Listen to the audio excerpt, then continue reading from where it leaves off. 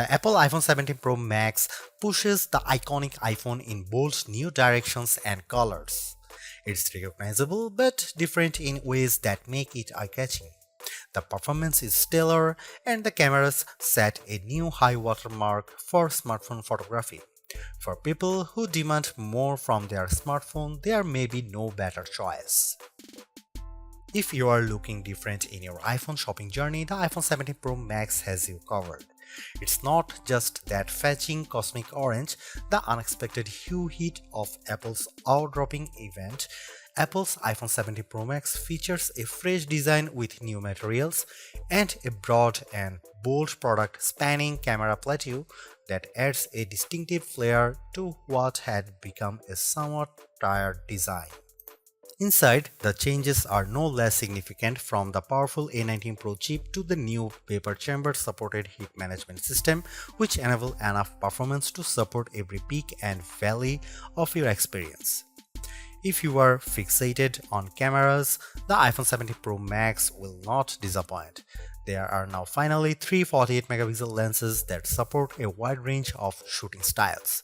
Perhaps the most notable of the three is the new 48-megapixel 4x optical zoom lens that also offers access to a sensor crop 8x zoom, which, thanks to selecting the center pixels from the larger sensor and an upgraded image pipeline, delivers some truly eye-popping photos. This is also an upgrade that makes a canny swap of titanium for aluminum a seeming downgrade, but one with some significant benefits, like the ability to apply that amazing new anodized orange finish and the ability to better distribute and dissipate heat. Finally, there's the price. It's the one thing you hope doesn't get an upgrade. And I am happy to report that Apple somehow held the line here. The iPhone 17 Pro Max still starts at $1,199 US.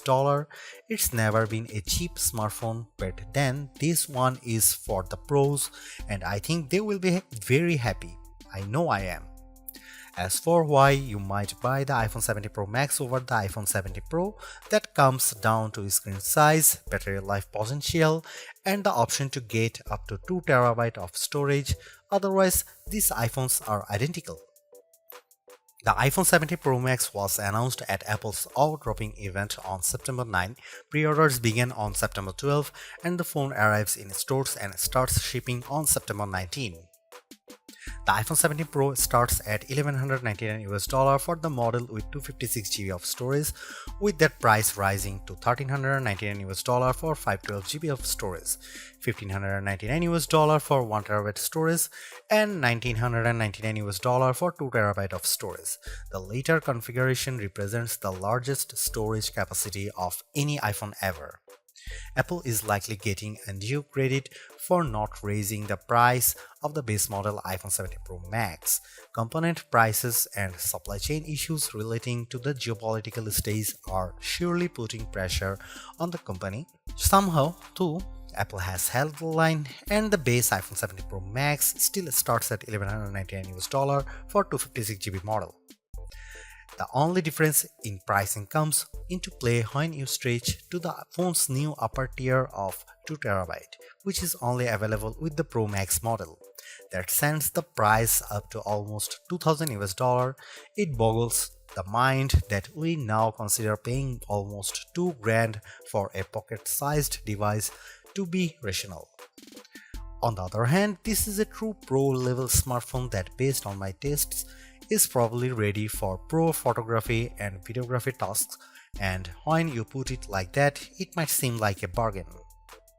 I saw enough leaks in the run-up to the iPhone 17 line launch to have a pretty good idea of what was coming, and to be honest, I was preparing to hate the iPhone 17 Pro Max redesign and colors. Yet, here I am now, quite pleased with the giant plateau, and yes, loving cosmic orange. In many ways, the iPhone 17 Pro Max is still undoubtedly part of long lineage of iPhones before it. There are, though, just enough new touches here to add up to what I am comfortable calling a redesign. Starting with the back, there's the now nearly full-width plateau that's both a bold design touch but also a practical measure, in that underneath there's now more space for upgraded components like refreshed tetraprism, that supports a new, longer telephoto lens. Most previous iPhone bags featured just one material, usually metal or glass. The iPhone 17 Pro Max is a spiffy mix of the two, metal and glass, or rather a larger rectangular ceramic shield cutout with the rest a univity chassis literally carved out of aluminum. Instead of a titanium band surrounding a frame, components, and the front and back glass, the iPhone 17 Pro Max's back cascades seamlessly to the side and even curves just a bit around the front to meet the Ceramic Shield 2 screen covers, which reportedly will better protect it from scratches. It will has an incredibly unified feel, and because Apple has radically cut down on edges, the phone feels very comfortable to hold. When it comes to dimensions and weight, the iPhone 17 Pro Max is slightly larger and heavier than the iPhone 16 Pro Max, but I challenge anyone to notice the differences, which can be measured in fraction. The iPhone 17 Pro Max is 163mm tall by 78mm long by 8.75mm thick and weighs 233 grams. By contrast, the iPhone 16 Pro Max was 163 by 77.6 by 8.25mm and weighed 227 grams. This year there are no new buttons to contend with. Along one edge we have the long power and Siri button, and below it camera control. Opposite them is the action button, and below that a pair of volume buttons. There are small differences along the shorter edges. On top, an antenna cutout is now visible, and on the bottom, the pair of speaker grills appear larger. If you want to lie the phone flat, you'll have to place it screen down. Even though the back plateau is nearly the full width of the phone, the tri-camera array still bumps out even further, and between this and the wide metal bump, this phone lies on its back at a slightly more extreme angle than the iPhone 16 Pro Max.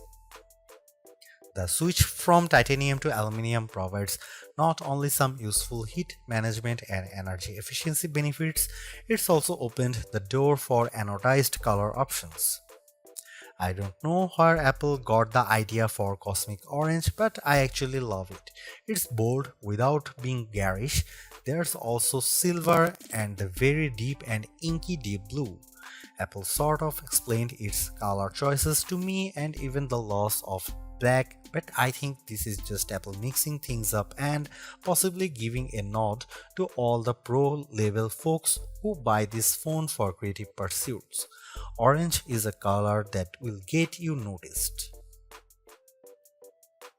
iOS 26's liquid glass interface might lead you to assume there has been some radical display overhaul, so much glow, shiny and artificial transparency. However, that would be mostly wrong. The platform update does change the look, but it's all still working with the same materials. The iPhone 17 Pro Max's expansive 6.9-inch Super Retina XDR OLED is largely the same as last year's, featuring a resolution of 2868 by 1320 pixels for a density of 460 ppi. The ProMotion technology still automatically ranges from 1Hz to 120Hz, and it's always on, which means that even when you are in bed, you can make out the time and have glanceable notifications. It's not though exactly the same screen. This display now ranges up to 3000 nits, that's 1000 more than the last model. In my side-by-side tests, the iPhone 17 Pro Max is more visible in direct sunlight. This effect is assisted by a new reflective coating, meaning the light bouncing off the screen is also less noticeable. There's a nice and not necessarily insignificant upgrades. With a narrow bezel, the Super Retina display comes precisely close to meeting that orange metal, with a vast expanse of color and entertainment interrupted only by the pill-shaped dynamic island. Made up of the new center stage camera and Face ID sensors, it remains a useful space for live information, but it's also sometimes a black blob cutout in games, videos, and photos. I find the information it provides useful, so I do not mind it much, but I was also hoping for a redesign that might have shrunk the thing by 50%. This is a minor quibble, and I'm sure that, like me, you probably won't notice or be bothered by it very much. Apple's redesigned plateau is not just an aesthetic choice, it's a practical one. Underneath that now larger raised platform is a lot of technology, including a new tetraprism to support Apple's longest and highest resolution telephoto lens ever. It's simply one highlight of a stellar iPhone 17 Pro Max camera system. There are a total of 4 cameras, with Apple calling the rear trio fusion cameras. The main camera is 48 megapixel, ultra wide is also 48 megapixel, and telephoto also 48 megapixel with 4x optical, and the selfie camera is 18 megapixel.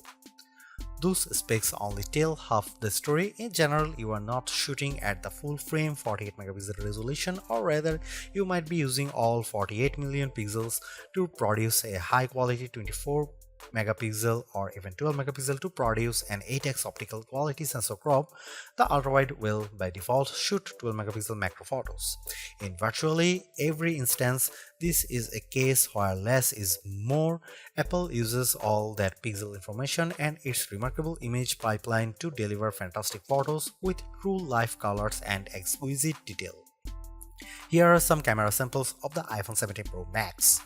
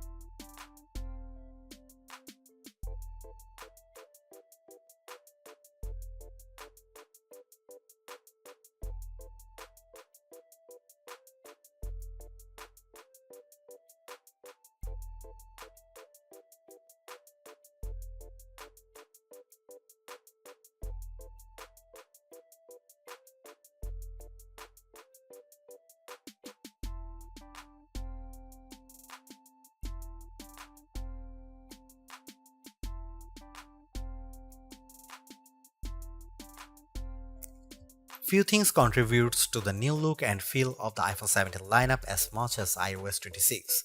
Liquid glass adds a translucent sheen to almost every aspect of the platform, and mostly it's gorgeous. Apple has done an excellent job of programming pixels to look like glass. Sometimes though, the transparency is overdone and I struggle to make out some interface elements. Think of it this way: when you can see through one element to view another, it can occasionally increase the overall clutter and make some things visually confusing. For example, when you swipe down on the screen to access global search, the search box still faintly shows what's behind it, which makes what's on top of it.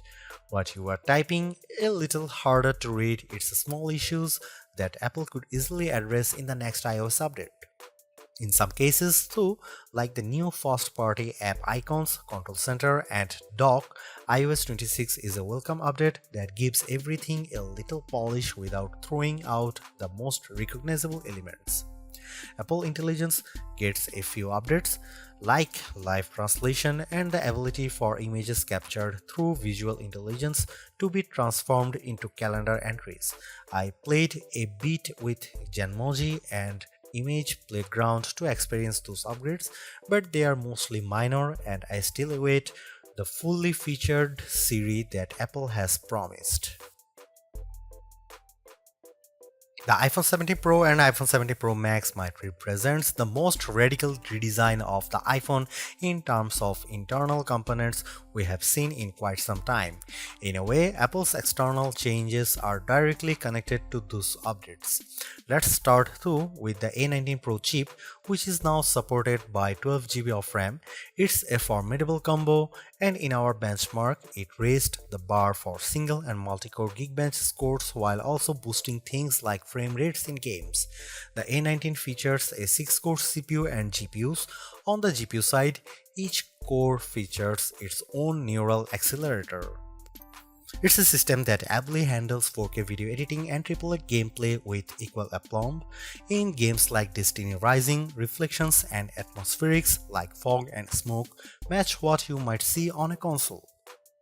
What's more remarkable too is that as you do all this, the phone remains relatively cool, and even if it gets a bit warmer in general, there is no one identifiable hotspot.